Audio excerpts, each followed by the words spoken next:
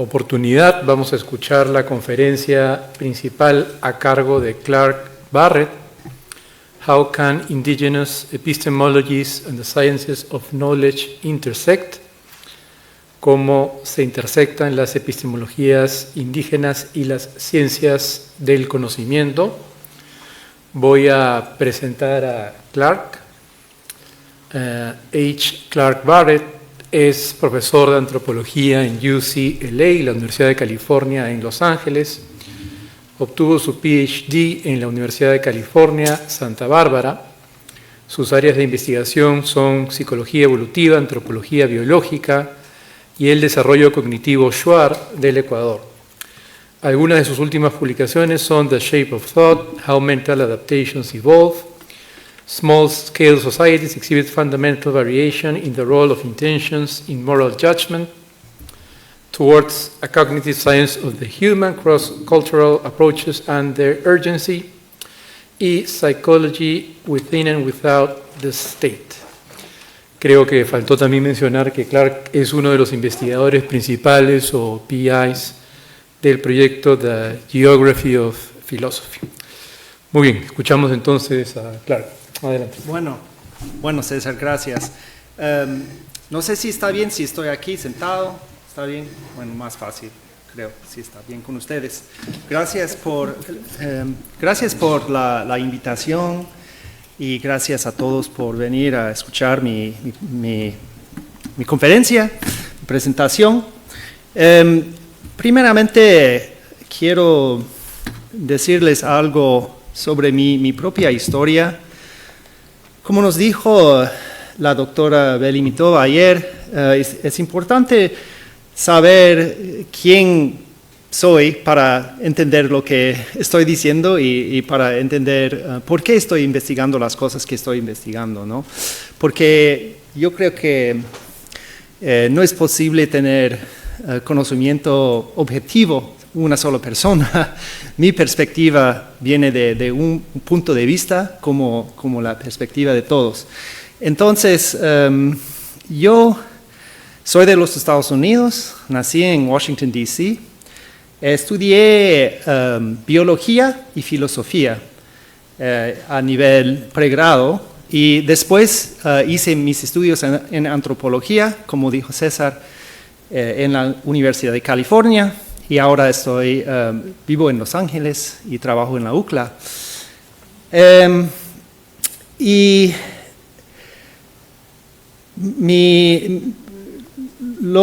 mis estudios fueron en antropología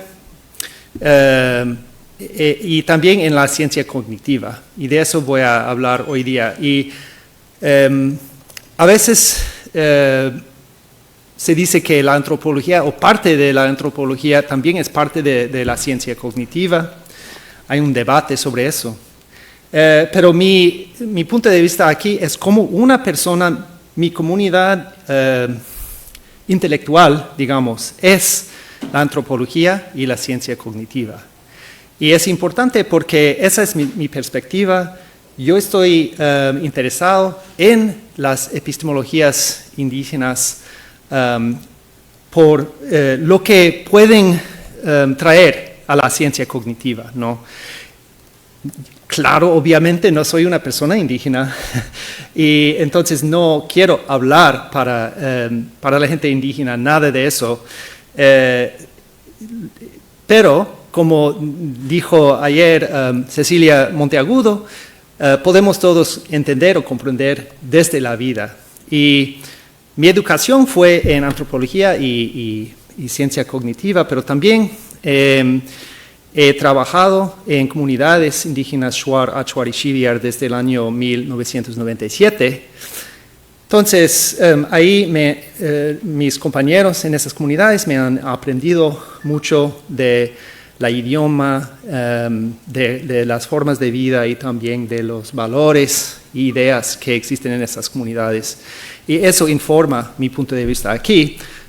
También voy a hablar de algunos capítulos en el libro que hemos publicado y de lo que yo he enseñado de los autores de esos capítulos sobre epistemologías indígenas de otras comunidades que no conozco bien, por ejemplo, comunidades quechuas, shipibos y otros.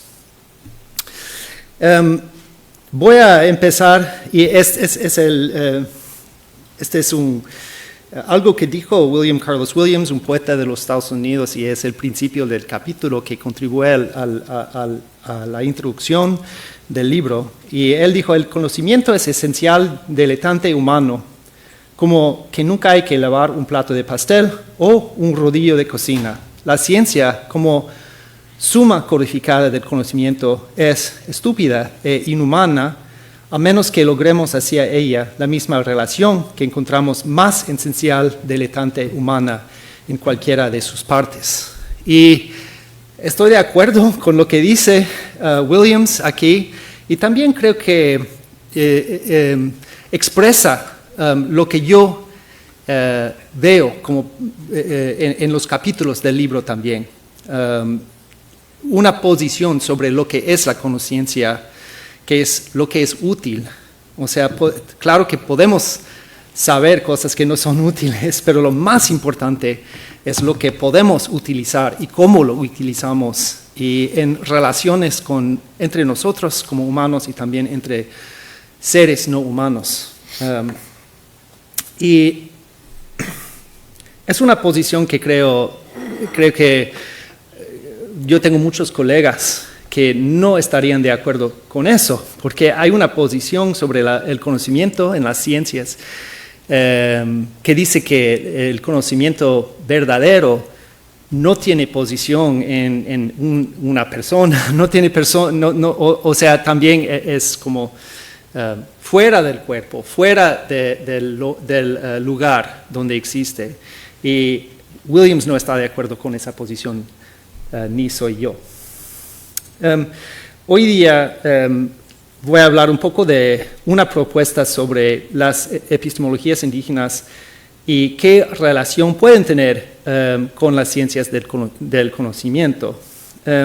Voy a decir un poquito sobre qué quiero decir cuando uso el término epistemología indígena, y voy a brevemente explicar 3 temas del volumen que yo he aprendido de los autores que han contribuido a ese volumen: el encarnación, el entrelazamiento y la ética del conocimiento. Y después de eso, voy a preguntar cómo las epistemologías indígenas pueden informar la ciencia cognitiva, y voy a ofrecer 3 breves estudios de caso. Casos en que yo pienso que esas perspectivas pueden informar a la ciencia cognitiva. Uno es un estudio de caso sobre el dualismo y desafíos que ofrece la perspectiva indígena para la ciencia cognitiva, la moralidad igualmente, y la soberanía del conocimiento y la ética de investigación. Y voy a concluir con unos pensamientos. Bueno, este es lo principal de lo que quiero decir y proponer en mi presentación. Y es muy sencillo. La propuesta es que las epistemologías indígenas deben ser parte de la ciencia cognitiva, aunque al momento no son. Aquí hay una relación entre la teoría y praxis en la ciencia cognitiva.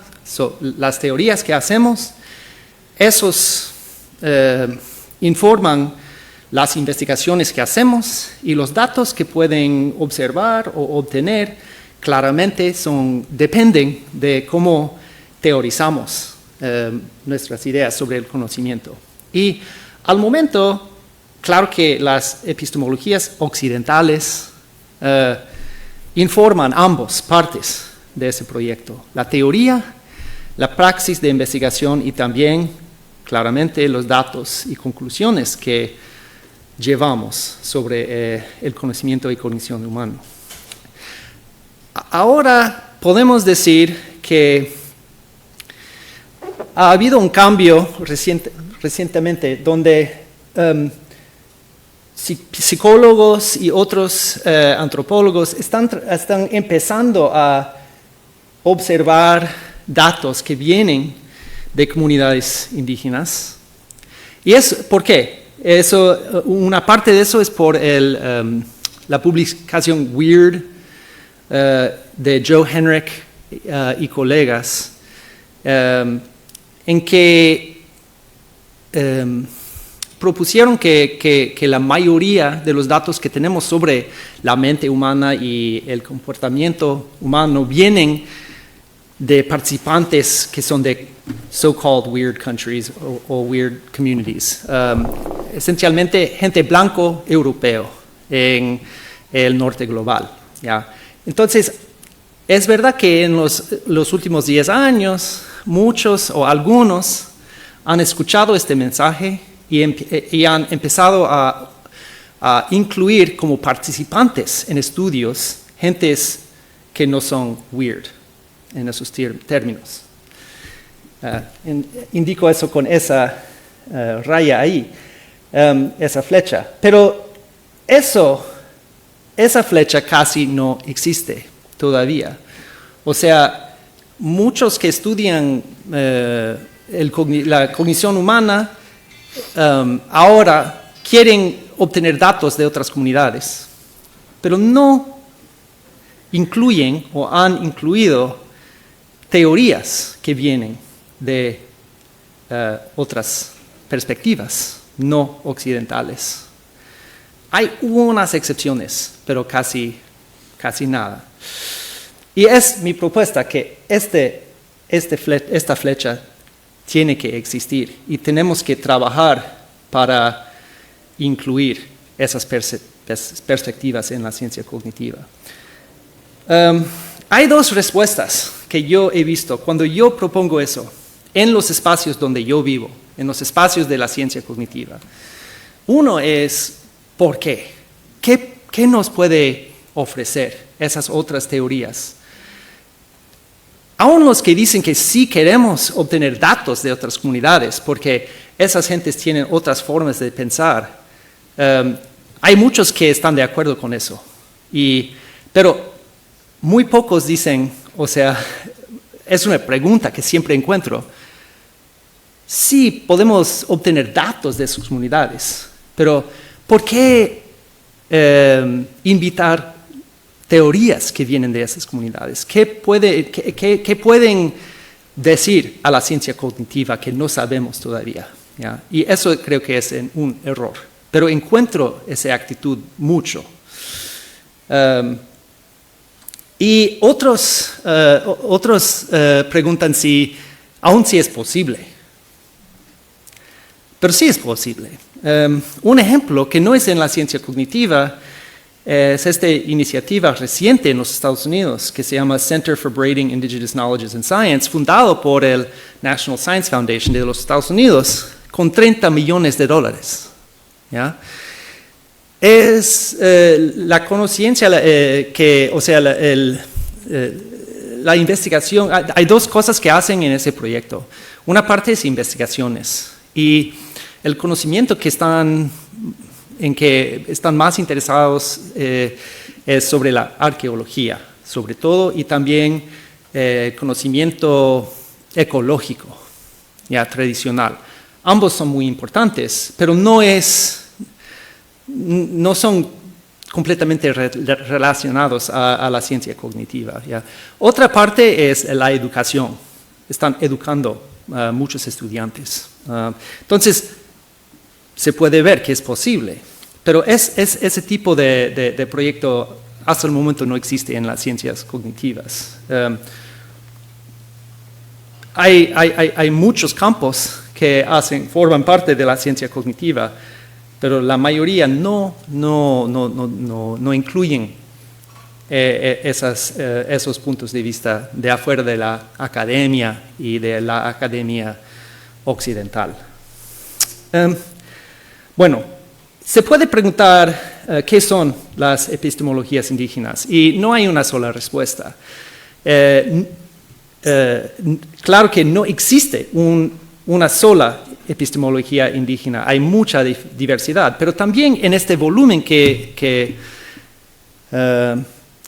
acabamos de publicar, se puede ver unas similitudes entre las epistemologías andinas y amazónicas que tenemos en ese libro, pero también yo lo veo en lo que dicen gente que viene de otras comunidades indígenas en Norteamérica también. Por ejemplo,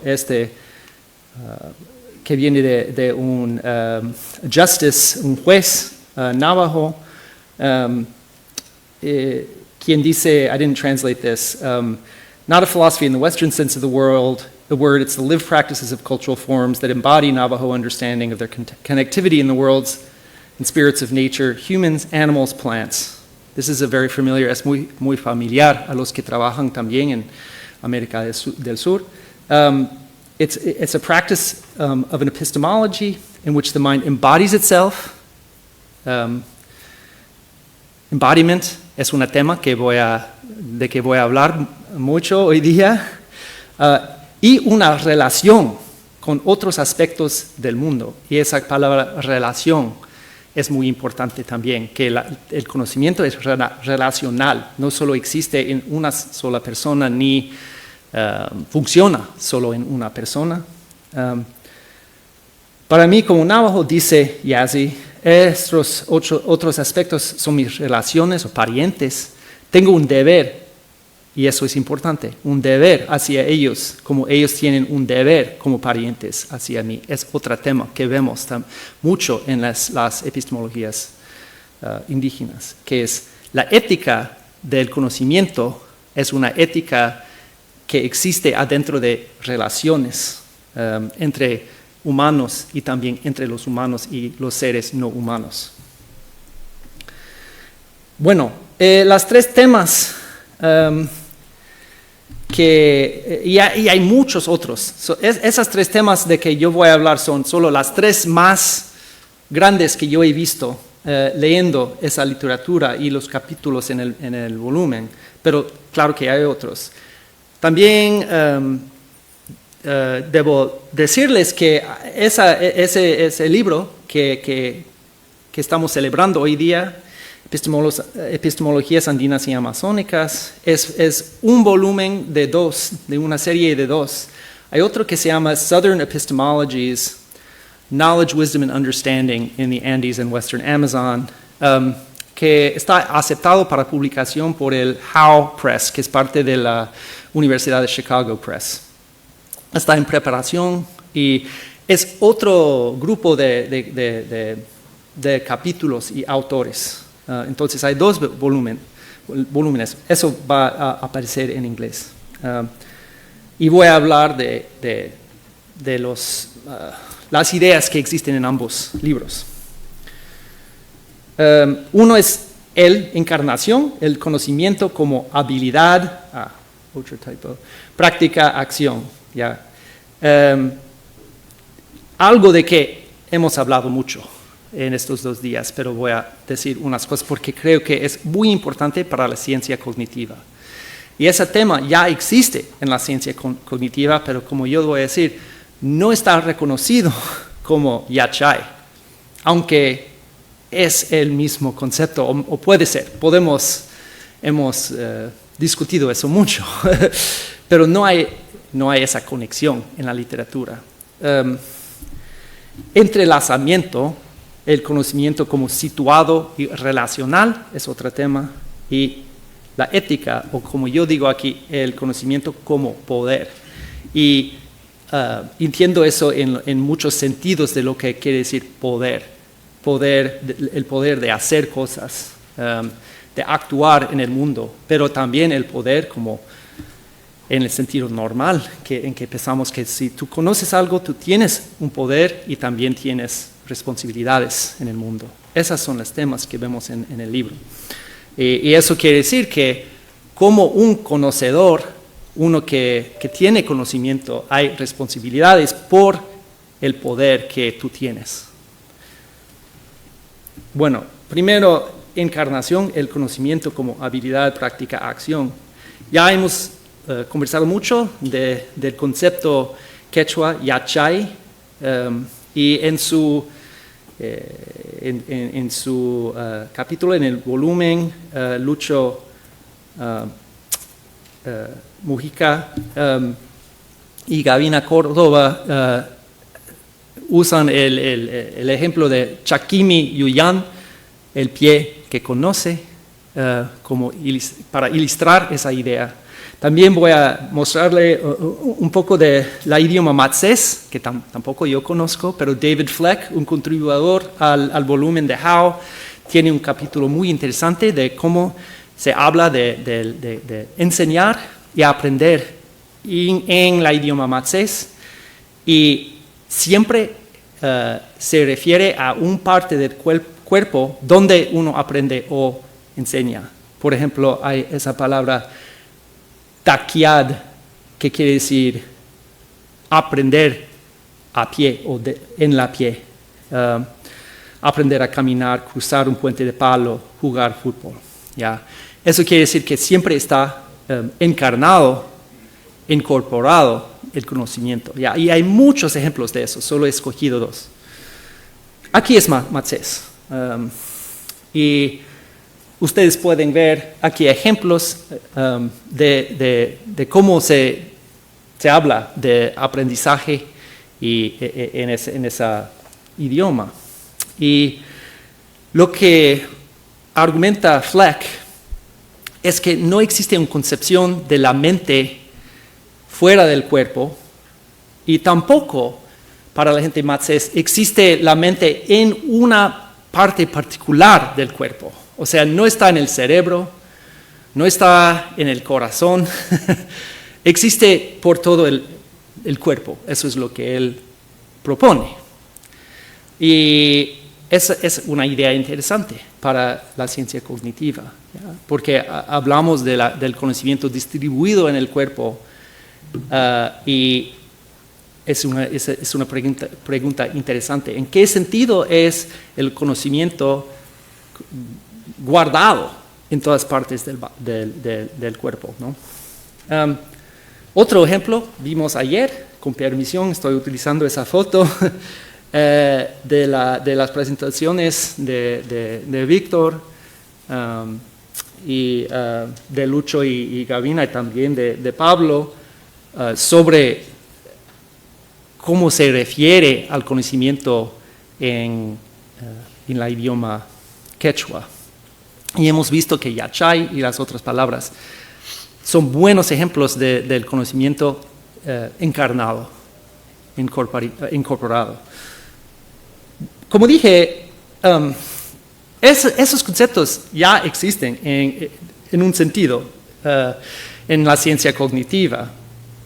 Las epistemologías indígenas previeron, y yo no sé si la palabra musiay es bueno para eso, no sé si entiendo, pero previeron innovaciones en la ciencia cognitiva y otros campos, aunque muy indirectamente, porque esas ideas no vienen directamente de la gente indígena ni en conversación con epistemologías indígenas, que yo sepa, aunque ese libro, The Embodied Mind, tiene ideas que vienen del budismo, por ejemplo, unas ideas no occidentales, pero no, claro que no es yachay directamente, pero tiene, creo que las ideas quechuas tienen mucho que decir sobre eso. Y en el libro yo hablo de otros casos en que epistemólogos indígenas previeron también cambios en otros campos. Por ejemplo, en biología, niche construction, que es la idea de que los humanos influyen en el medio ambiente, pero también y construyen el medio ambiente y viceversa. Está visto en biología como una idea revolucionaria hace unos 10, 20 años, y es muy popular en biología, pero casi es lo igual que dicen la gente indígena sobre la vida de las personas en el medio ambiente donde viven, ¿ya? Entonces no es nuevo, pero sí es nuevo en biología. Igualmente, hay ese caso de rights of nature, derechos de la naturaleza. Es algo que ha entrado en la ley en varios países, incluso en Ecuador, Nueva Zelanda, los Estados Unidos, pero viene esa idea que pueden tener derechos, un árbol, agua, todo eso, viene directamente de ideas indígenas y eso ha empezado a influir los derechos y la ley y viene de una ontología no occidental, de qué puede ser un sujeto, qué puede ser un agente moral, ¿ya? Algo en que yo voy a hablar un poco más. Otro tema de los tres, entrelazamiento, el conocimiento como situado y relacional. Un punto aquí es que el conocimiento fuera de su lugar y contexto es inútil, o yo pongo aquí inhumano en la palabra de William Carlos Williams. Es un punto de vista que se ve mucho en las comunidades y los autores en el libro.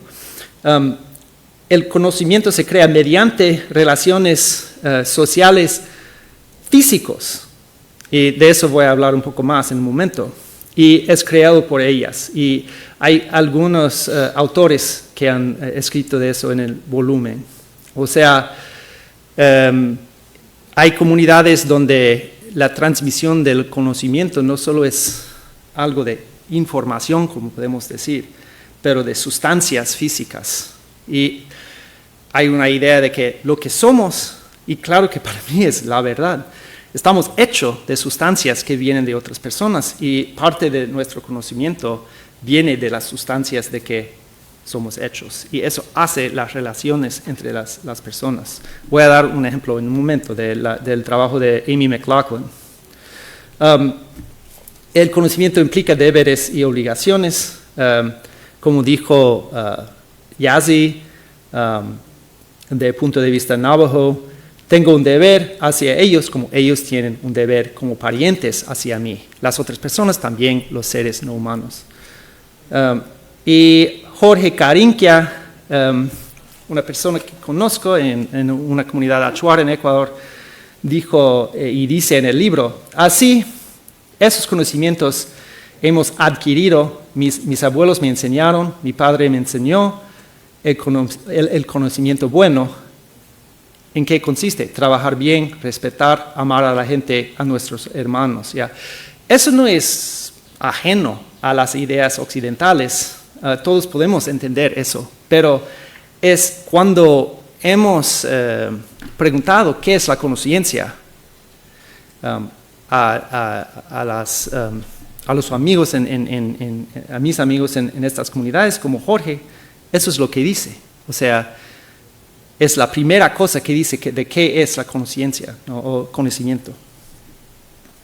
El capítulo de Amy McLaughlin es muy interesante porque ella trabaja con una comunidad Witoto que vive, gentes que vienen de la Amazonía, cerca de Leticia en Colombia, pero esas personas ahora viven en Bogotá, en una ciudad grande en Colombia, ya desplazados, se dicen. Y lo interesante es que dicen que para ser Witoto es importante comer ciertas comidas, medicinas, todo eso, que vienen del lugar de donde vienen, en Amazonía. ¿Ya? Viviendo en Bogotá sí es posible recibir esas plantas por el correo, ¿no? O en otra forma. A veces en polvo o algo así. Y dicen que sí es posible comer eso, pero fuera del lugar no es lo mismo. O sea, no es lo mismo alimentarse de esas medicinas y esa comida. Y es parte de la identidad y no lo piensan en una forma físico. Parte de mi identidad que yo estoy hecho de esas cosas. Y también el conocimiento de cómo cuidar esas plantas, preparar y todo eso es parte de la identidad y parte del cómo forman las relaciones entre personas, especialmente las mujeres, huitotos. Y dicen que ese conocimiento ya casi no vale. Y es interesante pensar en qué sentido es verdad, porque la nutrición tal vez existe, ¿no? O sea, las calorías que vienen de la yuca también pueden existir en Bogotá, ¿ya? Pero hay una forma una forma de conocimiento que no existe cuando están desplazados del lugar donde nacieron, ¿ya? Otro, han visto, antes de las presentaciones, han presentado unos videos que se ha hecho el proyecto GPP en colaboración con comunidades Shipibo-Conibo y Emanuel Fabiano también, un investigador en el proyecto, colaboró haciendo esas películas. Y aquí es solo un parte de la película El cuerpo que conoce. Este señor Pedro Tangoa, que viene de una comunidad Shipibo-Conibo, habla de una práctica de transferir el conocimiento físicamente de una persona a otra en forma de flema, ¿ya? Que una persona transfers la flema de su boca a otra persona y así pasa el conocimiento en algunos contextos como el chamanismo, ¿no? Recibir, por ejemplo, aquí creo que está usando tabaco y así pasa también en la sustancia, pero también el conocimiento. Y se puede ver que es el conocimiento físico y encarnado, ¿no? Bueno, tercer tema es la ética, el conocimiento como poder. Aquí en comunidades Shuar, Achuar, y hay palabras tal como en muchos idiomas. Se dice Penker Puhustin, que quiere decir vivir bien, pero estar bien. También no es solo vivir bien, pero es actuar bien y muy parecido a la idea de Yachay que hemos discutido. Dice Medardo Arahuate, una persona urarina, para tener ciertos conocimientos hay que tratar de ser buena persona y sobre todo dejar orgullo y egoísmo. De lo contrario, nunca tendremos buenos conocimientos. Es interesante también porque la actitud que yo he encontrado entre los científicos cognitivos es el contrario que eso. O sea, dice que no es una actitud o sea, sí es una actitud de orgullo y egoísmo. Y siendo así es difícil tener conocimiento bueno. Y eso dice Mujica y Córdoba en el libro. La sabiduría hace que las personas sean capaces de comprender ciertos aspectos de la realidad y saber que lo que ocurre en este campo son fenómenos que escapan del control de la voluntad humana. Pero eso no significa que dejen de buscar respuestas y de construir lo necesario para protegerse y utilizar ese conocimiento para diferentes fines. Convivir con los elementos de la naturaleza y ahora adaptarse a los cambios que vienen de la economía, la política y la religión es saber vivir adecuadamente o Yachay, muy parecido a Penker Puhustin para la gente Shuar. Ya. Entonces, aquí se puede ver que tener conocimiento quiere decir que uno tiene poder. Y sin tener conocimiento uno no tiene poder de actuar y también de actuar políticamente y todo eso también. Ya. Voy a pasar a unos 3 breves estudios de caso. Uno es sobre el dualismo. No voy a presentar muchos resultados de mis propias investigaciones, pero un poquito. Es algo que el dualismo, y hay muchos dualismos, ¿no? Pero aquí se puede pensar en el dualismo mente-cuerpo. Y hay muchos científicos cognitivos que dicen que es un universal humano. Pensar que la mente es diferente que el cuerpo y además que se puede separar la mente del cuerpo, que es algo universal, dicen. Aquí, por ejemplo, dice Paul Bloom, que es medio famoso, psicólogo, no es controvertido que los niños pequeños naturalmente dan sentido a las entidades físicas en términos diferentes a los de entidades psicológicas. Dice que es la idea que pensamos en los cuerpos y las almas como distintos. Implícitamente respaldamos un fuerte dualismo de sustancias del tipo defendido por filósofos como Platón y Descartes. Dice, pensamos nosotros. ¿Quiénes somos nosotros? Pensamos en los cuerpos y las almas como distintos. Respaldamos un fuerte dualismo de sustancias. Y nosotros, es claro que quiere decir los humanos. O sea que es universal, que todos pensamos eso. Pero ¿es verdad? Otro ejemplo muy reciente, un artículo de Iris Berent en 2023, eso es aún más raro porque dicen que ella dice que es falso el dualismo, aunque todos los pensamos, pero también que los hombres tienen esa ilusión menos que lo tienen mujeres. Y usa varios métodos para mostrar eso, pero no en gente indígena, claro. Pero también dice casi que no es controvertido, que es universal. Pero hay bastantes puntos de vista indígenas al contrario. Yo aquí, esto viene de un libro, Aztec Philosophy, de un filósofo, dice que, en resumen, o sea, tiene muchos ejemplos de ideas no dualistas, sobre todo en filosofías en Norteamérica, pero también en Centroamérica, Aztec Philosophy también. En resumen, las distinciones de estilo occidental entre lo sagrado versus lo profano, lo espiritual versus lo material y natural versus lo sobrenatural simplemente no se aplican a la metafísica indígena norteamericana, son distinciones falsas. No quiere decir que no existen ideas dualistas, pero también eso pone en cuestión si es universal.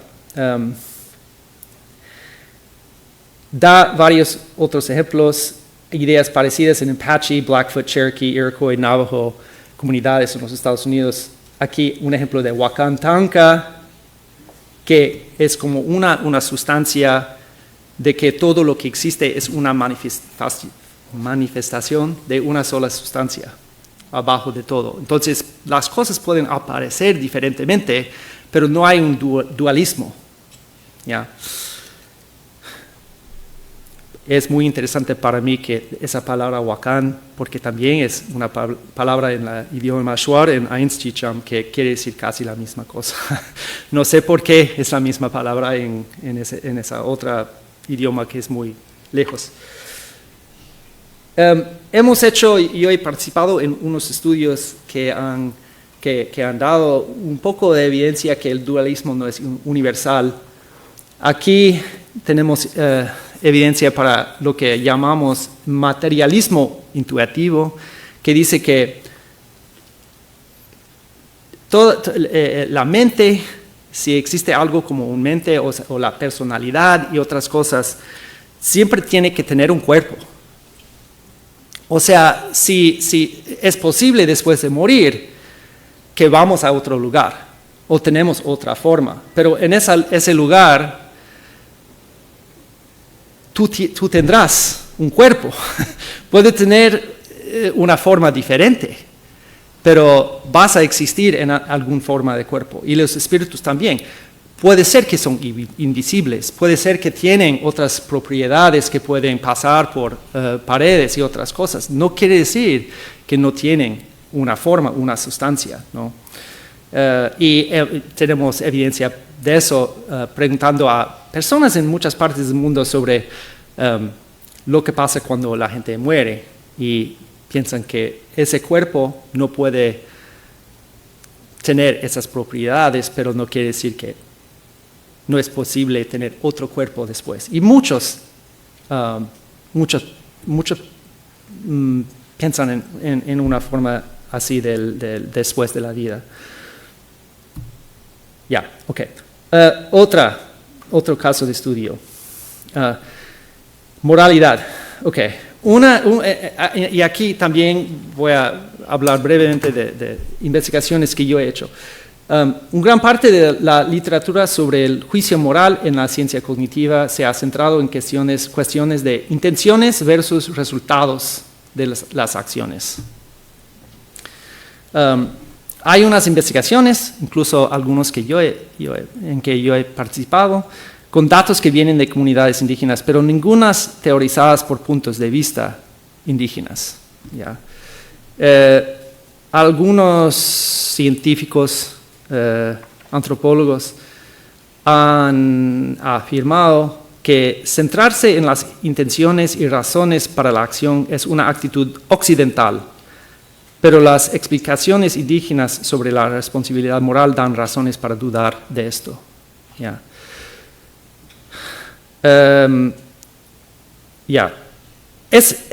Estos son datos algunos datos en un estudio que yo publiqué con otros colaboradores en 2016, en que damos situaciones hipotéticas a gente en varias partes del mundo, muy parecido a lo que hacemos en el Geography of Philosophy, Vignette Studies, y donde damos historias, cuentos muy cortos de acciones de personas y por qué hicieron esas cosas. Cosas muy simples, por ejemplo, un caso en que un señor pone un líquido en el agua de una comunidad, y en un caso es veneno y lo sabe, y en otro caso es veneno y no lo sabe.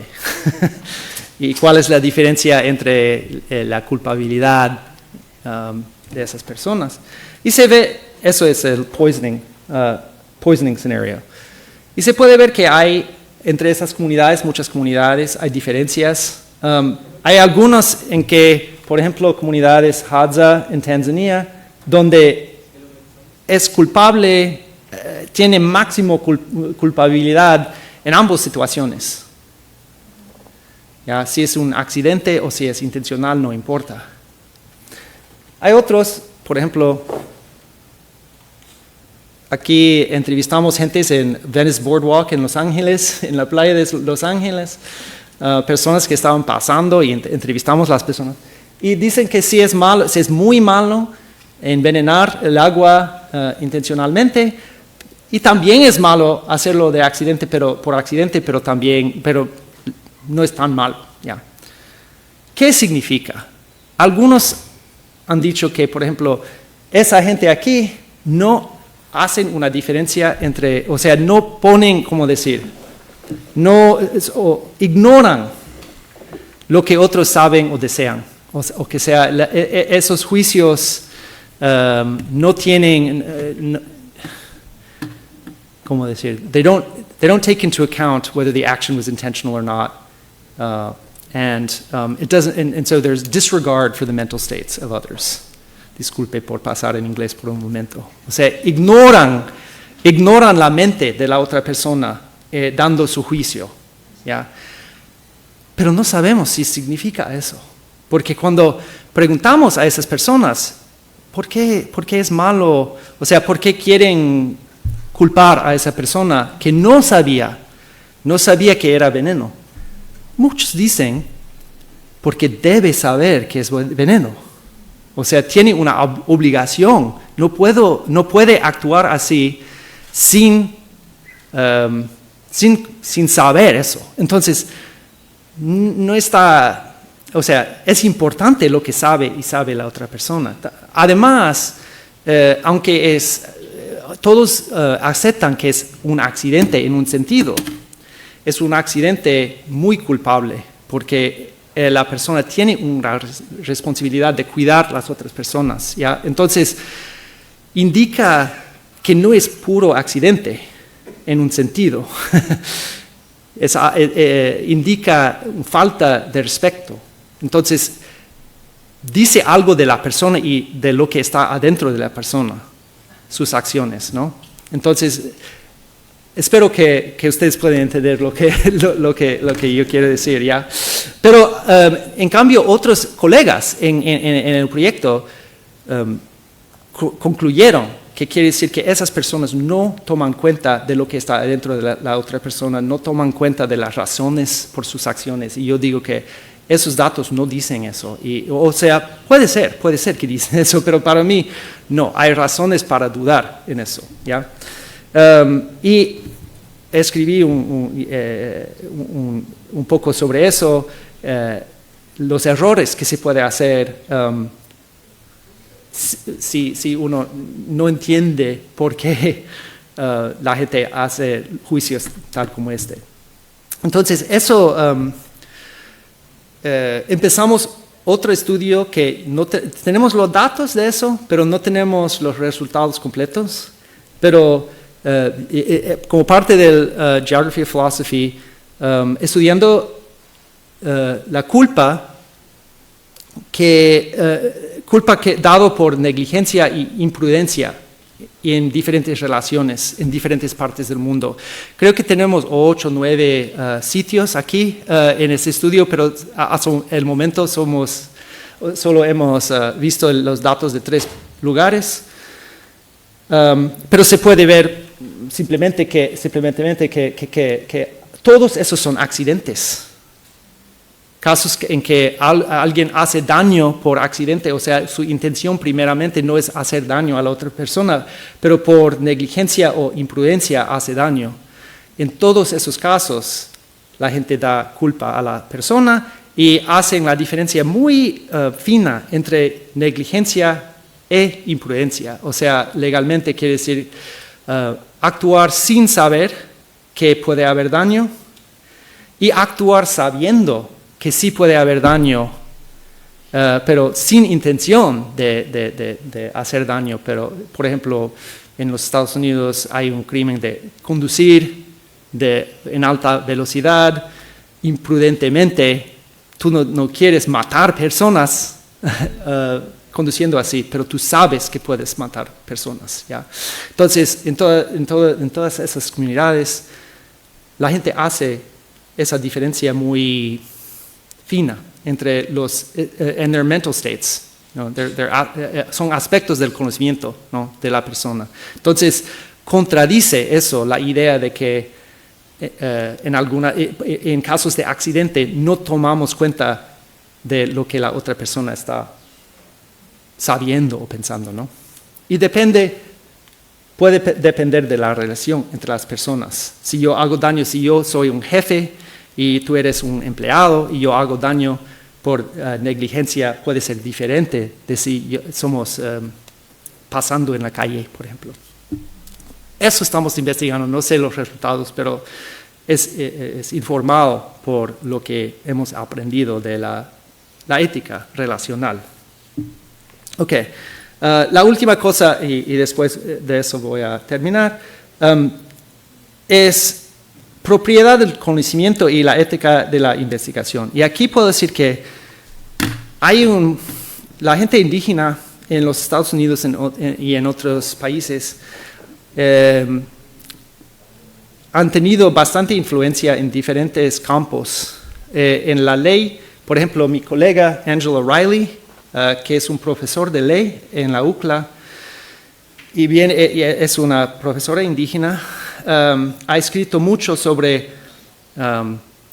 intellectual property, propiedad intelectual, y las normas de esa forma de propiedad vienen de ideas occidentales, capitalistas, más o menos, ¿ya? Que podemos ser dueños de conocimiento, y eso también se ha visto en comunidades en Sudamérica, por ejemplo, la idea de que una compañía puede ir a la Amazonía, descubrir una hoja o una planta tal como ayahuasca y decir, la compañía puede decir, yo descubrí eso, yo registro ya la química y ya yo soy el dueño, aunque es conocimiento tradicional de miles y miles de personas por miles y miles de años tal vez. Pero es la ley que eso se puede hacer eso, ¿ya? Entonces, hay abogados y profesores que han argumentado que no toma en cuenta otras formas, otras normas, otros valores sobre lo que es el conocimiento. Entonces, ha sido al momento una influencia grande, aunque no ha cambiado suficientemente la ley occidental en los Estados Unidos, pero sí está en proceso de transformar, ojalá. Ya, ya.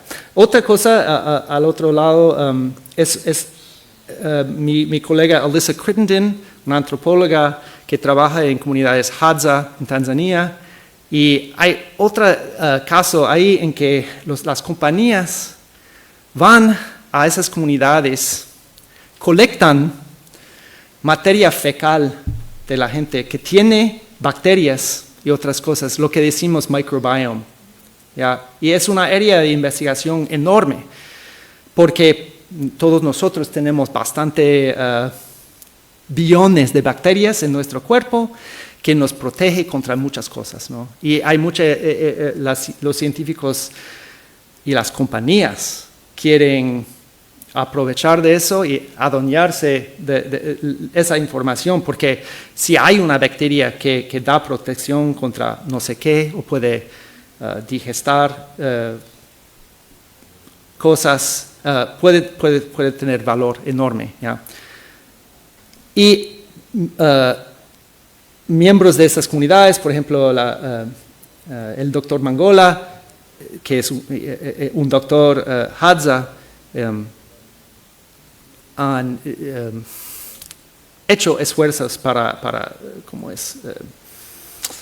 parar esa práctica, pero escribiendo en scientific journals como aquí Nature Microbiology. Y yo sé personalmente, porque yo conozco a Alyssa, que el editor aquí no quiso publicar eso, aunque pensaban que era importante. Los autores querían decir, ese es un punto de vista indígena de la comunidad, y es importante que nosotros hablamos como gente indígena. El editor dijo, no, está bien, ustedes pueden publicar eso, pero sacar todo lo que es indígena de la publicación, porque es un principio general. Entonces no importa si la voz viene de gente indígena. Lucharon contra eso y al final publicaron completamente con la posición de valores indígenas, ¿ya? Entonces, son ejemplos para mí muy importantes. No ha llegado a la ciencia cognitiva, ha llegado a la ley, ha llegado a la medicina, un poco, pero hasta el momento no existe, o sea, esa ética. ¿Y por qué puede ser importante? Puede ser importante porque los datos de idiomas, por ejemplo, vienen de esas comunidades. Entonces, la gente de esas comunidades tienen que estar de acuerdo con cómo está utilizado esos datos, ¿ya?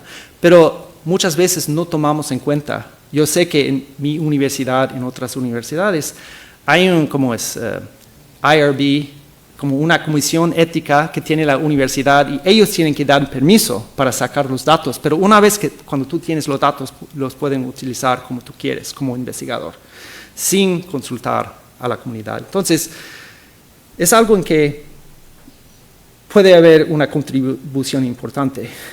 Y el último estudio esto también son datos nuevos, pero tenemos otro estudio sobre las ideas en diferentes partes del mundo sobre la propiedad intelectual y vemos unas diferencias en lo que piensa, por ejemplo, en los Estados Unidos eso indica que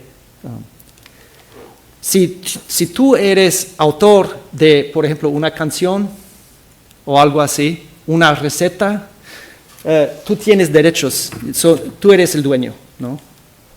Pero si es una receta que viene de otra persona o es una receta que es tradicional, no puedes ser el dueño, según la opinión de una muestra de personas estadounidenses. Pero en otros lugares, aquí se ve una diferencia entre gente shipibo de Perú y gente peruano de Perú, donde la gente shipibo piensan que puedes ser dueño o utilizar esa información aun si es tradicional, que es una posición interesante. Creo que lo entiendo. Dice, o sea, también en comunidades Juárez me han dicho que, bueno, una canción puede ser tradicional.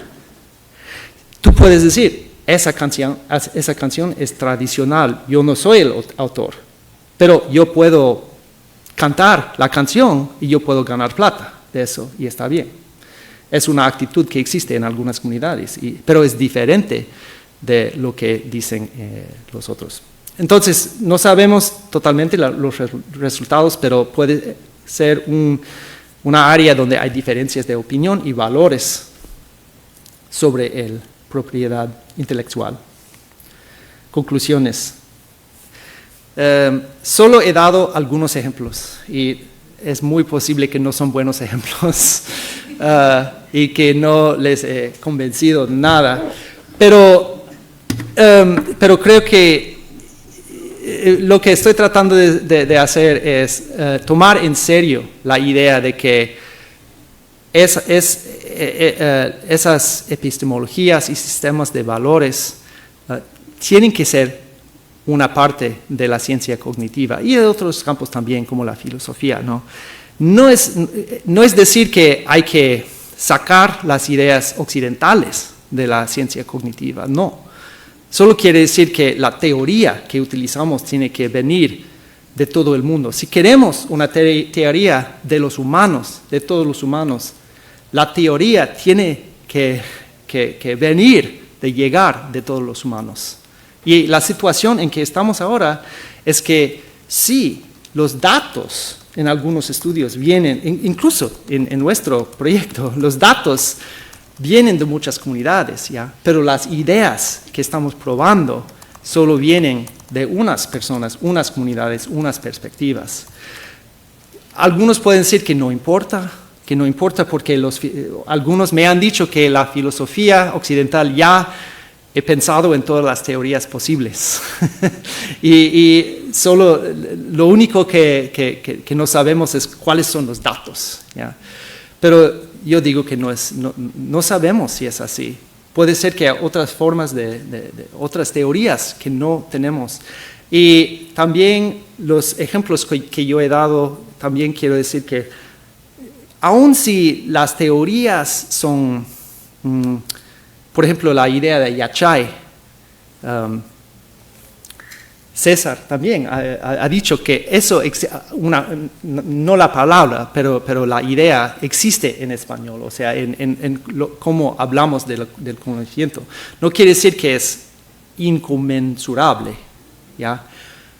Pero tener esa idea como parte de la investigación puede cambiar cómo hacemos la investigación, qué cosas investigamos. Hemos visto antes, hoy día, que puede ser que los filósofos han sabido o han propuesto antes que el conocimiento está encarnizado.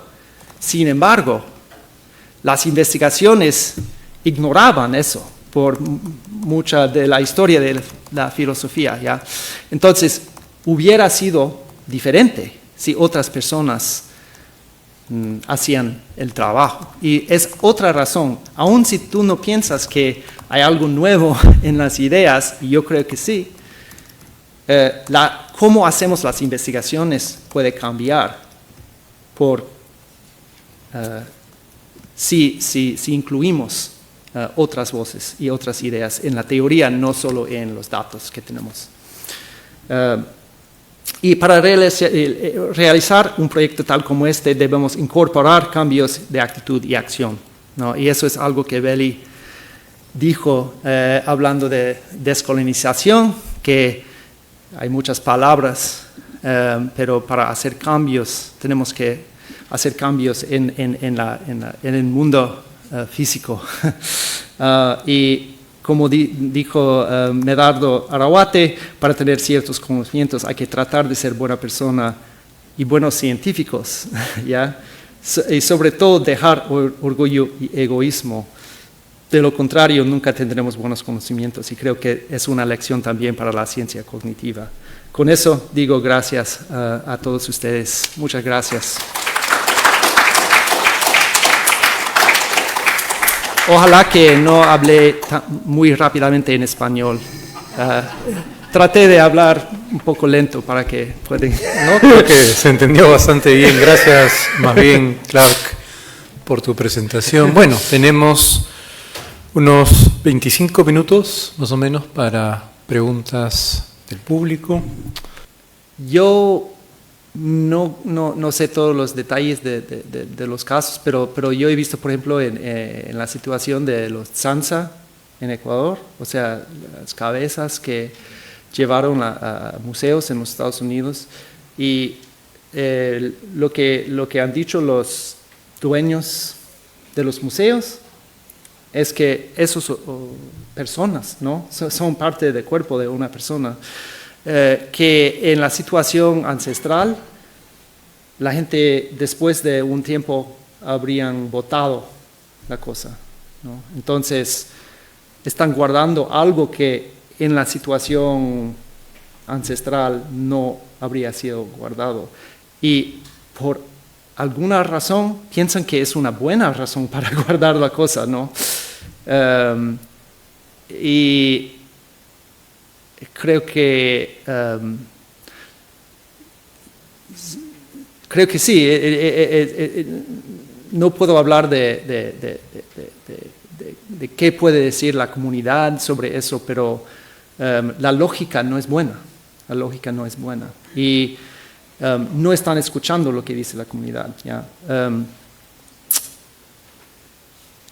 Y creo que usted tiene razón, que es legal, puede ser legal. Incluso que pueden decir, bueno, tal persona nos vendió la cosa.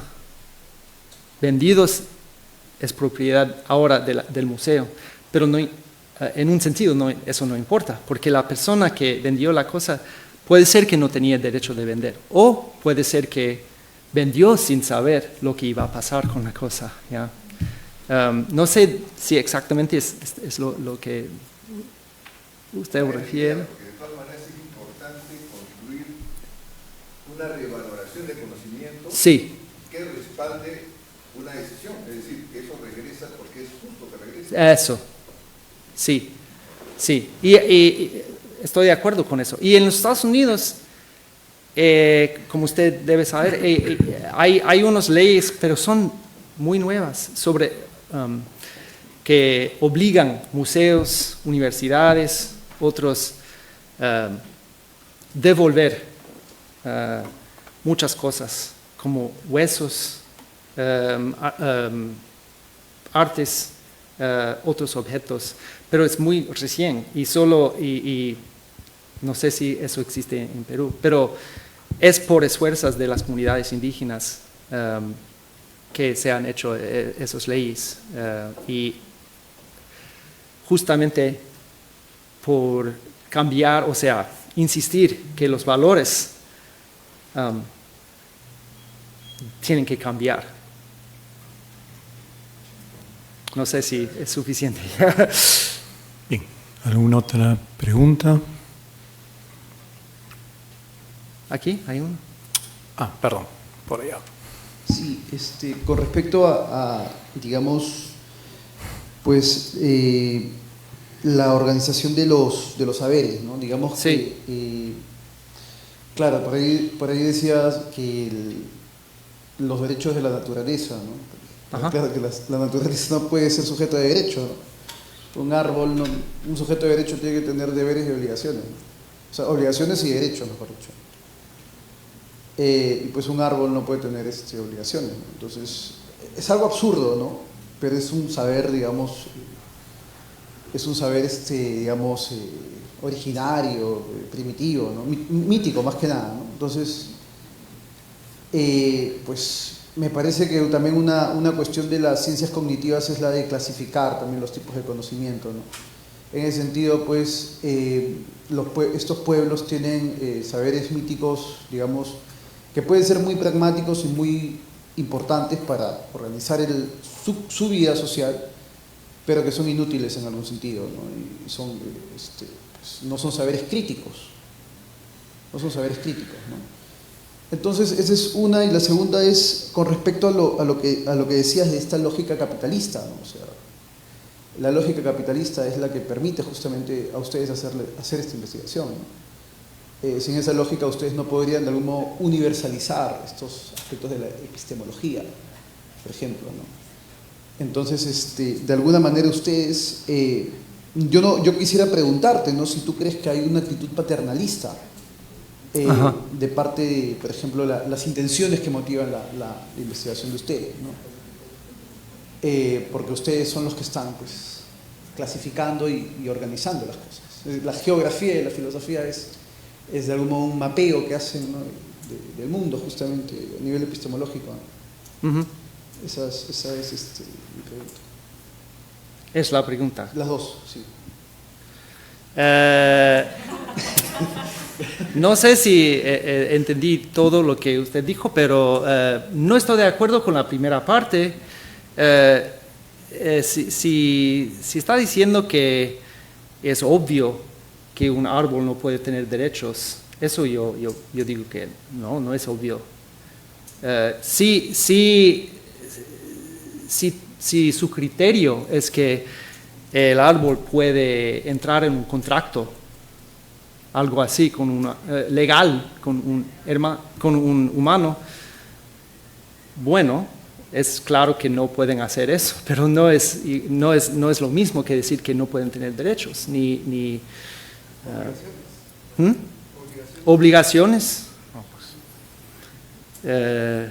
No sé, no es obvio para mí y por eso es algo en que eso es por qué necesitamos tener una conversación con gentes que tienen otros valores, otras formas de ver, de organizar el mundo, ¿no? Yo no puedo estar de acuerdo que es obvio antes de escuchar las opiniones de otras personas, como usted dice. Entonces, no estamos de acuerdo con eso. No sé si puedo contestar, si no estamos de acuerdo en esa parte primaria.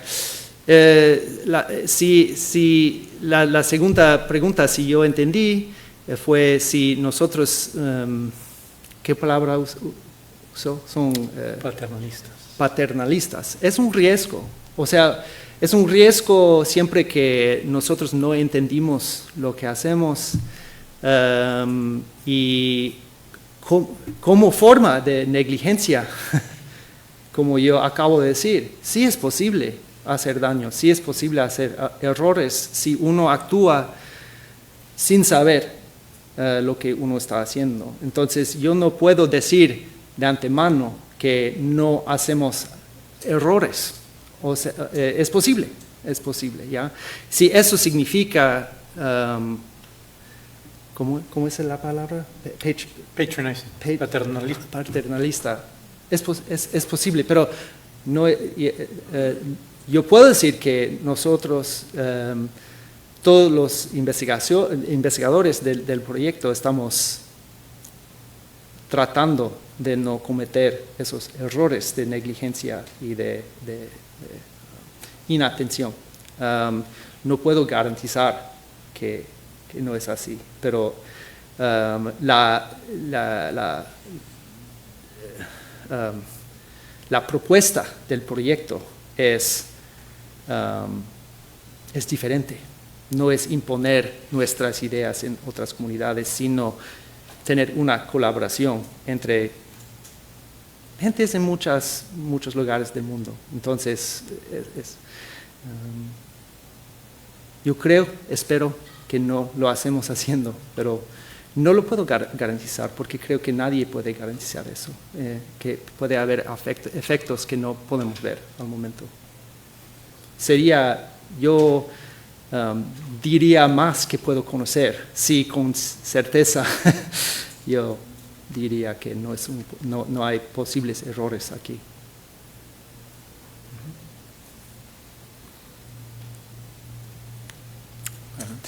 Small question. Sure. About, dualism bar. Yeah.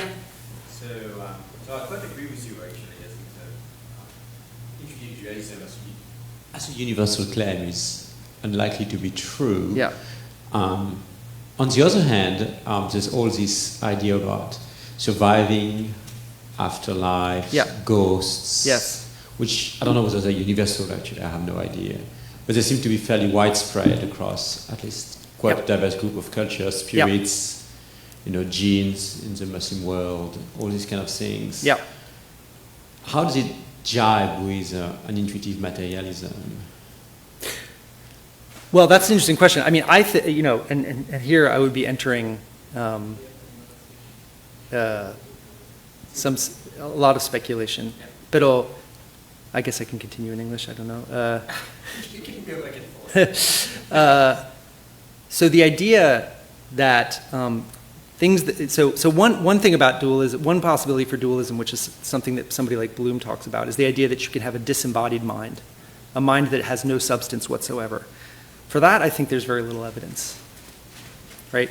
It's a separate question whether yourself can transform into something else that has a substance, but it's a different kind of substance, right? And that's reflected in this view that we saw with, that there's a monist kind of underlying substance, and that all things in the world are manifestations of that single underlying substance, which is actually kind of consistent with what physicists think too, right? And I mean, many people have noticed that, that in fact, and this is kind of one of the themes I was pointing to, is that things even in physics, in the metaphysics of science, may go back, or whatever you want to call it, may slowly turn to a view that is more similar to what we're seeing in Native American views, right? That there's manifestations of an underlying substance, but that it's essentially impossible to imagine a being that has no substance whatsoever, which is one form of dualism, right? Yeah, it's structurally very plausible. Yeah, so. ¿Otra Primero la pregunta? profesora y luego el profesor. ¿Sí?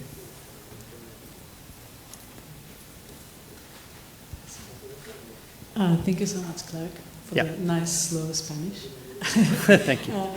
This is a comment that recently someone in philosophy has made the connection between a kind of plea for an ethics of practice, and then the other point about the missing error, the blank error between indigenous communities and agenda setting and research, right? And that's Remo Basu in philosophy, who has recently argued that philosophy should also have an ethic of practice. Yeah. On the basis that some of the inquiries we conduct are actually very risky. So, and they're risky on the one hand by anthropologizing some of the people that we inquire about, like some races and so on, and saying, talking to them as though we're asking for their experiences. In other words, we're collecting data about them only, instead of letting them be participants in the discipline. Yeah. And then the other idea is then that we can do that because philosophy is the discipline that asks questions about anything. Right. And not to do so would just be like kind of undermining our very own practice. So I just thought I'd Thank you. Know about this, and maybe we can chat. Yes, I'd love to follow. I'd love to follow up with you about that. I had a small piece that I wrote recently just about evolutionary thinking in cognitive science, that talking about the risks of theorizing certain things, right? So I mean, there's risks about there's risks in the studies that you carry out, but there's also, theorizing itself can have certain kinds of harms. I'm not sure if that's one of the things that you're alluding to, but I also think that anthropologists know or claim to know very well. It's one of the things that you're taught early on in anthropology, that one of the risks of anthropology is enhancing differences or creating cultural differences or overemphasizing cultural differences that are not so different, right? And that can have its risks, but and it's a huge risk of anthropology and of enterprises like this, right, where you're trying to study difference, and if you make a mistake about what you think is a cultural difference, but it really isn't, right, then that can be harmful epistemologically, but also in many other ways, right? But that would be a case where I would also argue, and maybe this author is arguing it as well, that by including people from different communities in the research, one thing that can happen there is that they can introduce, ideas that are very different. The other thing that can happen is that they can, hope to understand, well, no, actually, you're misunderstanding. Like, actually, so the case of the intentions is a case like that, where I personally suspect that some people are taking those data to be very radical othering data and saying there's societies where people don't think about the reasons why people are doing things. They just punish the results of their actions. And I think that's a risk because it's not taking seriously, like I said, the explanations that people are giving for their judgments. And that can potentially be mitigated by having people from those communities be involved in the research from the get-go and theorizing it, right? So you don't draw that mistaken conclusion from patterns that appear to show like radical cultural difference. I don't know, but so I'm interested in hearing about this line of work, because I think that's another thing that we should have been thinking about a long time ago. So it's interesting if that's a new argument in philosophy.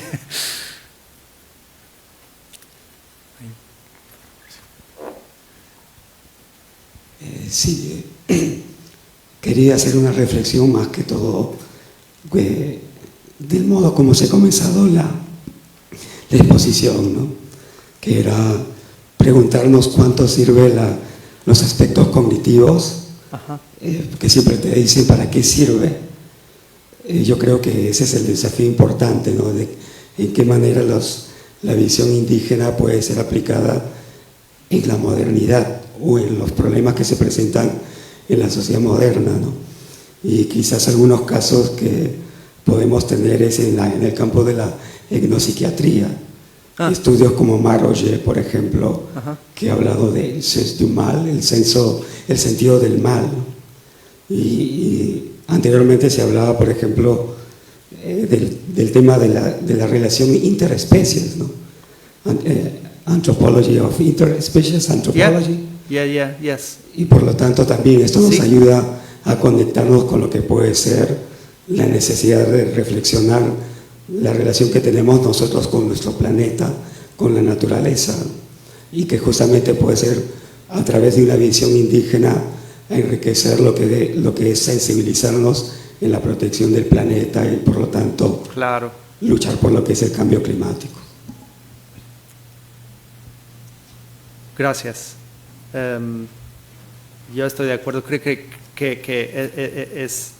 es un espacio donde la influencia de valores y ideas que vienen de comunidades no occidentales y capitalistas, y también que tienen diferentes maneras de ver la naturaleza, digamos, pero otros animales, plantas y todo, es necesario, o sea, no sé, pero me parece necesario para salvar el mundo. Entonces es muy importante. Puede ser que hay otra forma de avanzar sin tomar en cuenta esos valores, pero no lo veo. Porque ahora, como usted sabe, ese movimiento de Rights of Nature, de que estábamos hablando hace un momento, lo que yo no soy abogado, pero lo que yo entiendo es que los humanos en la ley corriente en muchas partes del mundo, los humanos pueden tener derechos, pero nada más. O sea, todo el resto es objeto y no tiene derechos, no puede tener derechos por sí mismo, solo como propiedad de un humano. Y sabemos también que en la ley en los Estados Unidos, otros humanos antes podían ser propiedad de otro humano y no tenían derechos porque era propiedad. Una mujer también puede, en un tiempo, era propiedad de su marido, ¿no? Y solo tenía derechos por ser propiedad de un hombre, ¿no? Entonces ahora estamos en una situación donde muchos están argumentando que tenemos que cambiar eso para entender que otros seres, otras cosas pueden tener derechos, como usted dijo, y no tiene que depender de ser propiedad de una persona para estar protegidos. Y para mí es muy importante y hemos visto que algunos no están de acuerdo con eso, incluso al momento aquí. Vi una mano más que se levantó por ahí atrás, la señorita. Hola, buenas tardes. Buenas tardes. Primero quería hacer un pequeño comentario sobre la pregunta principal, ¿no? De cómo la epistemología andina puede aportar a algo, a un conocimiento moderno. Y no sé si comentarle a usted también, como que si puede ser posible que este aporte sea más que nada a la construcción de una epistemología de la criminología verde del sur. Criminología verde es algo que ya... Hay un libro de David Goyes, ¿no? Y en el primer capítulo, ¿no?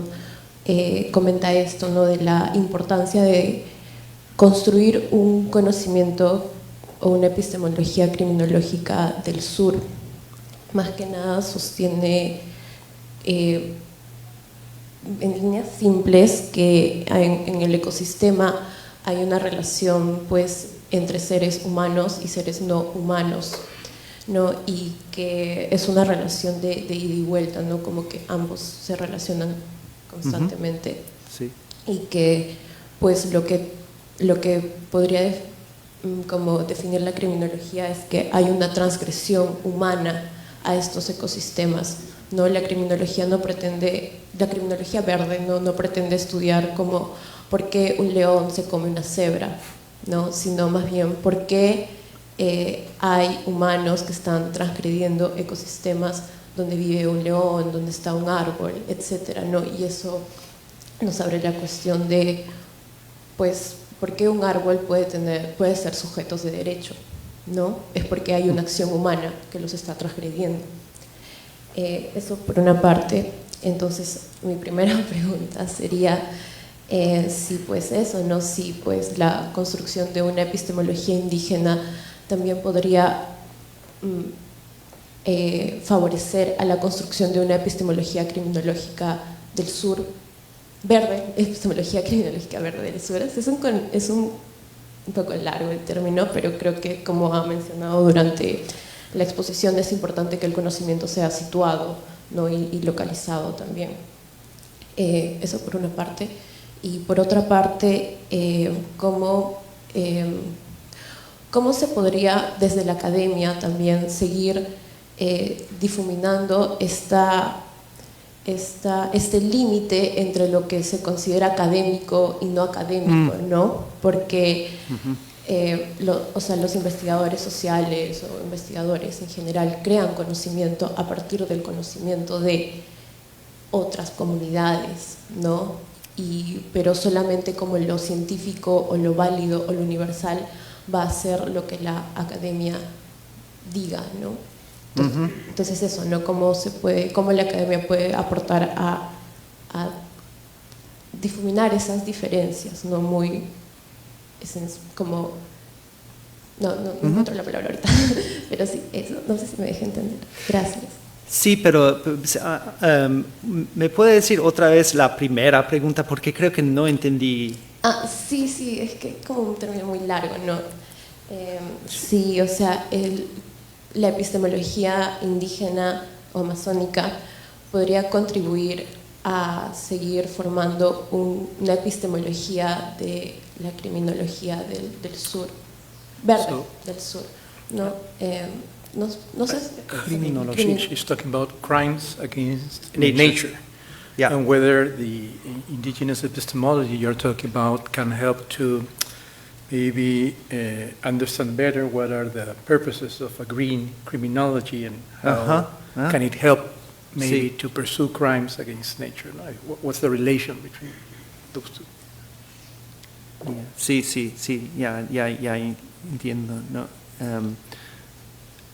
Personalmente, cuando yo escucho criminología, es algo que, bueno, no entiendo muy bien, porque, pero sí entiendo ahora, sí,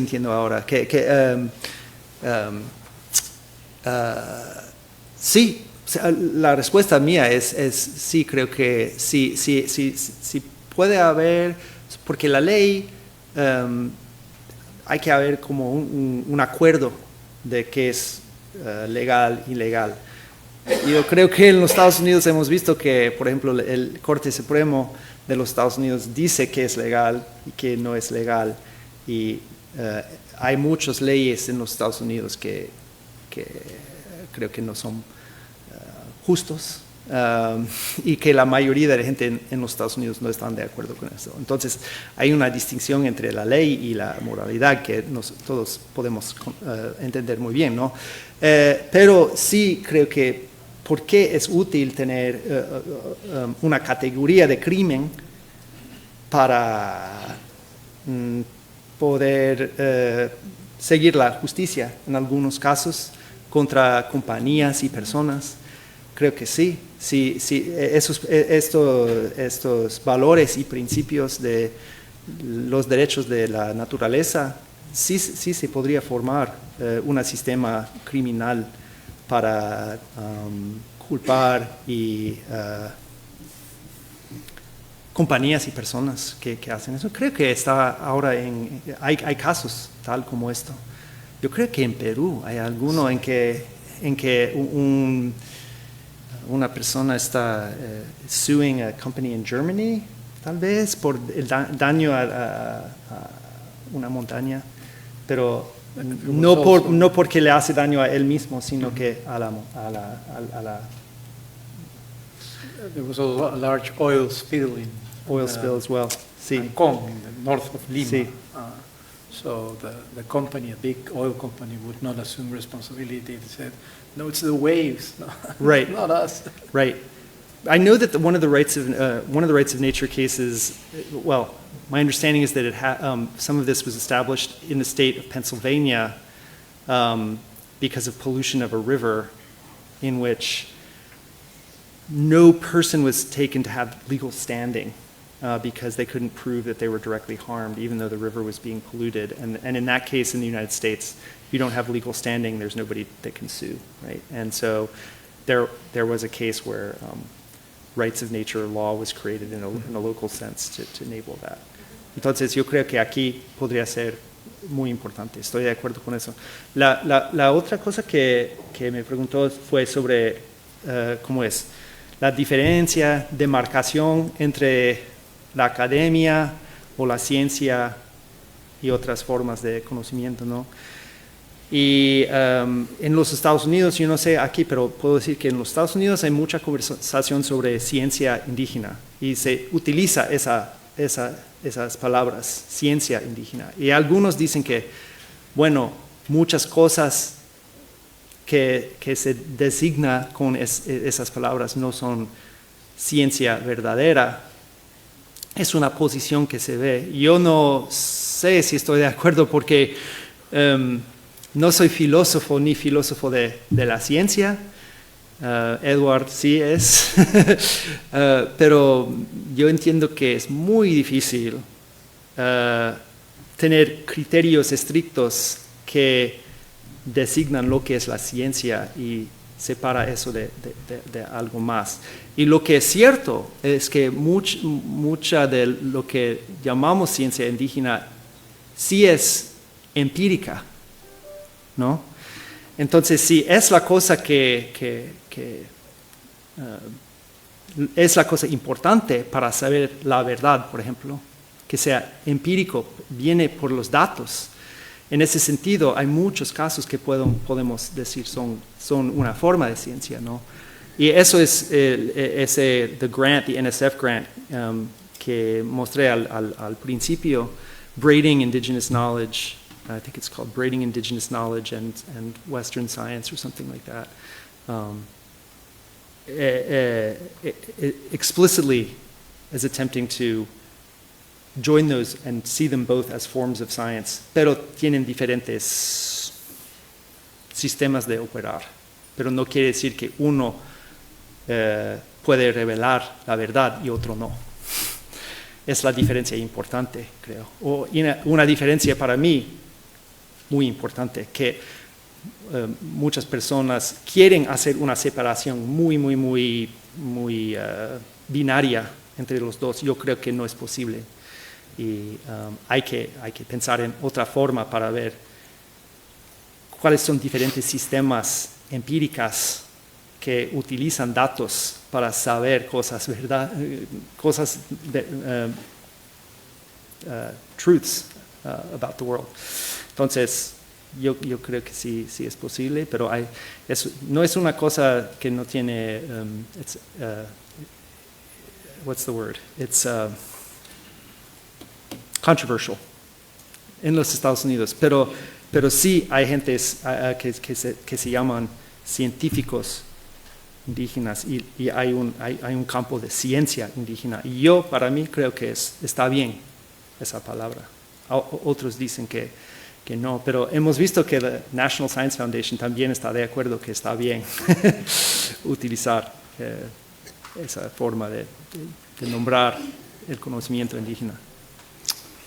Muy bien, nos hemos quedado ya sin tiempo, lamentablemente. Agradecemos nuevamente a Clark. Gracias. Y